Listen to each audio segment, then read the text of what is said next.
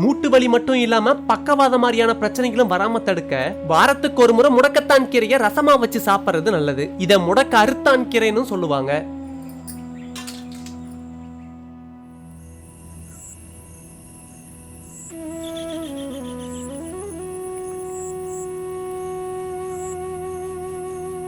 பெரும்பாலும் கிராமங்கள்ல வரப்புகள் ஓரங்களையும் வேலிகள் ஓரங்களையும் இந்த முடக்கத்தான் கீரையை சுலபமா பார்க்க முடியும்.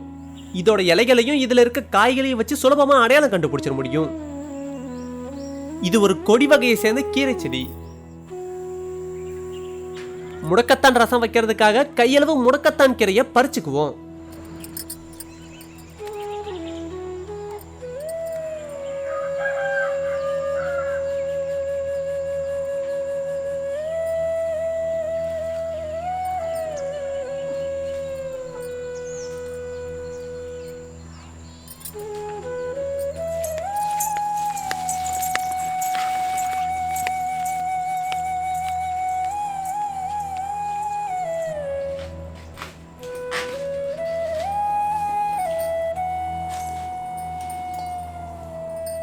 ரசத்துக்காக 50 கிராம் புளியை தண்ணி ஊத்தி ஊற வச்சிருவோம்.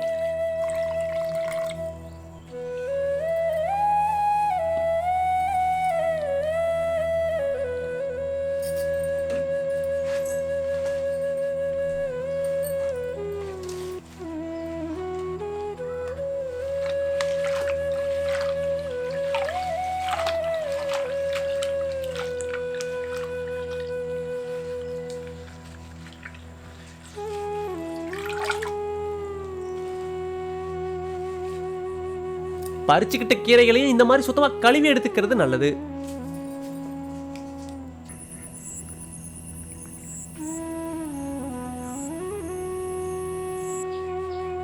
ரசத்துக்காக 1 தேக்கரண்டி சீரகம், 1 தேக்கரண்டி மிளகு, 2 அம்மியில வச்சு நல்லா அரைச்சுக்கிட்டு 20 கிராம் பூண்டு, 30 கிராம் சின்ன வெங்காயம் இதையும் அம்மியிலேயே வச்சு அரைச்சு எடுத்துக்குவோம்.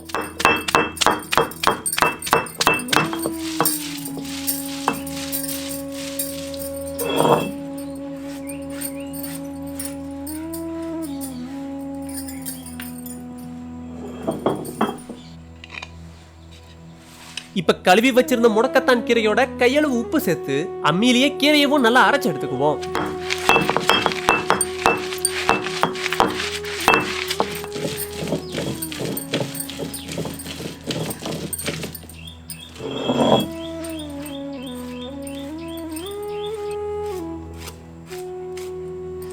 முடக்கத்தான் கீரை கொஞ்சம் வளவளப்பு தன்மையோட தான் இருக்கும்.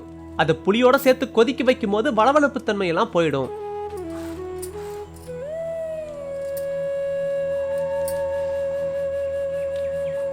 இப்ப அரைச்செடுத்த கீரையவும் புளியோட சேர்த்து நல்லா கரைக்க ஆரம்பிச்சிருவோம்.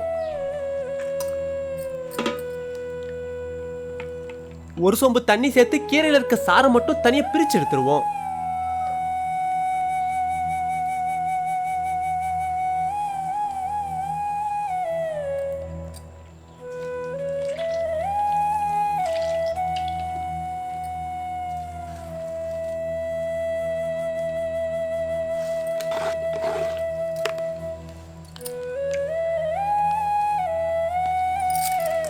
இப்ப அரைச்சு வச்சிருந்த பூண்டு சீரகம், 1/2 தேக்கரண்டி மஞ்சளையும் சேர்த்து நல்லா கரைச்சு விட்டுருவோம். சுவையை சரி பார்த்துட்டு தேவைன்னா கொஞ்சம் கல்லுப்பை சேர்த்துக்கலாம்.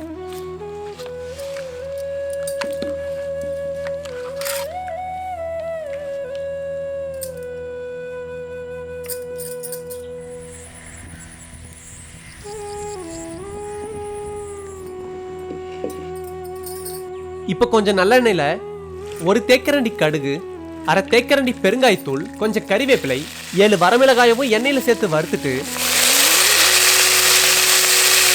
இப்ப கரைச்சி வச்சிருந்த சாறு சேர்த்து நல்லா வேக விட்டுருவோம்.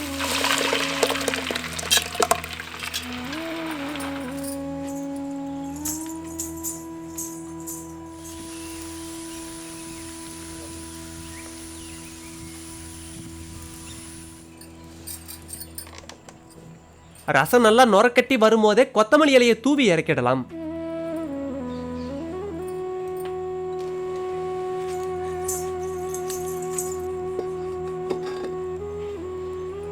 சூடான முடக்கத்தான் ரசம் இப்ப சாப்பிட தயாராயிடுச்சு.